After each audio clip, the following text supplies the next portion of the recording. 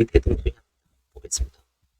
우리나라 사를 좀 복습한다는 의미에서 한번 괜찮습니다. 회사 파산을 위한 절차와 비용이 어떻게 되나? 이게 일단 가장 궁금하죠. 파산은 이제 일본은 관할 재판소라 그러죠. 우리나라는 관할 법원이라고 합니다. 나머지 똑같습니다. 선임한 파산관계인이 주체가 되어 회사의 모든 자산을 금전화하여 채권자에게 배당하고 회사를 소멸시키는 절차입니다. 파산에 드는 비용은 법원에는 예납금 똑같죠. 우리나라 관계인이 보수 포함과 파산 시청 대리인 변호사의 보수가 있고 둘 다 채무총액과 채권자 수에 따라 금액이 달라집니다.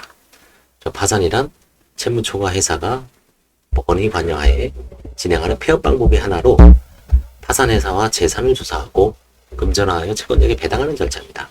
파산 절차는 파산하고자 하는 회사나 그 채권자가 관할 재판소에 신청하면서 시작됩니다. 개시 요건은 채무초과입니다. 파산 절차 개시되면 법원은 파산관제인을 선임합니다. 우리나라 똑같습니다. 재판소 명부에 기재된 변호사 중에서 선택합니다. 무작위로 선택하죠. 법인 같은 경우 이제 아무래도 큰 사건은 경험이 있는 변호사 위주로 법원에서 이제 선택을 하죠. 명부에 있어야 됩니다. 파산 절차는 전부 관제인이 진행합니다. 회사의 사장, 대표이사는 파산 절차 개시와 동시에 업무 집행 권한을 잃죠. 그래서 이제 법인 카드라든가 공인인증서, 뭐 등기소 출입증 이런 거 전부 이제 관제인한테 반납해야 됩니다. 파산의 효과는 거래처와 종업원 보겠습니다. 파산 절차에서는 회사 재산을 금전화하여 돈으로 만들어서 채권자에게 배당하는 거죠. 그렇지만 저당권 등의 물적 담보를 보유한 채권자는 답보권을 통해 우선적으로 회수할 수 있습니다. 물적 담보를 보유하는 것은 대체로 금융기관입니다. 거래처 등 무담보 채권자는 우선권이 없습니다. 그래서 결국 파산 배당률은 뭐 몇 퍼센트 안 되는 경우가 대부분입니다. 0. 몇 %도 있죠. 지극히 적은 파산 배당률에 그치는 경우가 대부분입니다. 종업원 직원의 급여 채권에는 우선권이 인정됩니다만 실형을 생각하면 미친 영향이 결코 작지 않습니다. 거래처는 채권에서 불능, 매출 감소, 현금 쇼트 등으로 가장 큰 피해를 보게 되죠. 파산 신청 전의 편파적 변제와 부인권, 개인에서도 됐죠.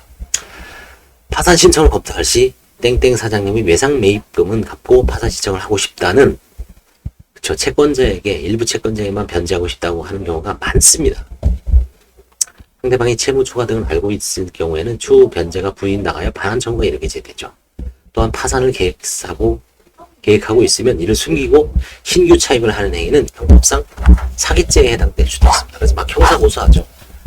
망하기 직전에 막 그 거래 한다든지 아니면 돈을 차용하면은 당한 사람은 막 형사 고소를 할 수밖에 없습니다.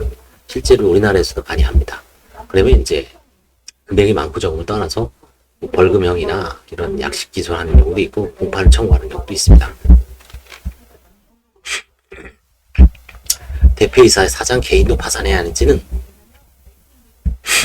종래에는 회사 부채의 대표자가 연대보증을 하여 회사 파산 시 개인도 같이 파산을 신청하는 것이 일반적이었죠. 하지만 경영자 보증 지침에서는 이게 우리나라의 이제 책임 경영 이행 약정 같은 거 같아요. 차입 시 무부정 융자를 촉진하고 이미 경영자 보증이 있는 기업이 도산하는 경우 경영자 개인이 파산을 회피하고 기존에 비해 더 많은 개인 자산을 남길 수 있도록 하고 있어 기존 파산 실매의 변동이 예상되죠. 그렇죠. 이게 이제 우리나라에 짐작하시겠지만 우리나라도 기보, 기술신보, 그 다음에 신용보증기금, 기술신용보증금, 신용보증기금, 그 다음에 소상공인진흥공단, 그 다음에 각종 지역에 있는 신용보증재단, 이런 공기업, 공공금융기관에서는 연대보증제도를 폐지했죠. 대신 책임경영 이행약정, 책임경영 의무 위반에 대해서만 뭐 제가 이제 다른 동영상에서도 이제 해설을 했고 여러 변호사님들이 온라인에 찾아보면 나옵니다. 대표적인 게 그거죠. 두 가지. 무단으로 경영권을 양도한 겁니다. 자기 지분을 2분의 1 이상을 무단으로 그 동의를 안 받고 그 보증기관, 신보나 기보, 진흥공단, 중소기업진흥공단 이런 공단, 공공금융기관에 융자를 해준 기관의 동의를 안 받고 경영권 2분의 1 이상이죠. 양도한 경우. 내가 이제 거의 100% 주주인데 70%를 다른 사람 넘기고 나는 빠졌어요. 그 다음에 이제 대표적인 게 용도의 사용급지죠. 차입금을 용도에 맞게, 용도는 대부분 운영자금입니다. 운영자금. 운용자금으로 사용하면 되죠. 기업, 뭐 종업원한테 임금을 주거나 퇴직금을 주거나 그 다음에 거래처에 물품 대금을 지급하거나 아니면 새로운 물건을 사오거나 기존 거래처에 대해 외상 대금을 갚거나 그렇죠? 그 다음에 전기세를 내거나 수도세를 내거나 이런 물건을 사거나 공장 기계를 바꾸거나 임대를 하거나 이런 건 전혀 문제가 없습니다. 근데 현금으로 빼서 출처가 불능다. 증빙도 없어요. 집에 뭐 생활비를 주거나 아주 소액인 모를까 뭐 진짜 가랑비 옷 젖는다고 조금씩 하다 보면 그런 부분을 자문을 많이 해야죠. 그런 부분에 대해서 이거 어떻게 됩니까? 봐야 돼요. 그렇죠? 자, 그 다음에 이제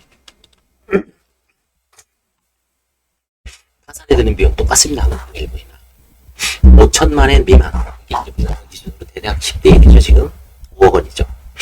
법인은 70만 엔, 700만 원입니다. 우리나라는 500만 원이죠. 일반은 이건 개인 파산을 얘기하는 겁니다. 일본은 개인 파산도 부채가 많으면 500만 원 연합해요. 우리나라는 진짜 30에서 많아야 300인데 이 개인 파산은 그렇죠? 개인 파산은 진짜 돈 안 되죠. 법인은 5천만 원까지는 700만 원. 5억, 이게 이제 5억에서 10억이죠. 100만 원, 1000만 원입니다. 우리나라는 700이죠. 그 다음에 1억, 10억에서 일본은 이제 범위가 넓네요. 10억에서 50억까지는 2천만 원입니다. 우리나라는 이제 이걸 나눴죠.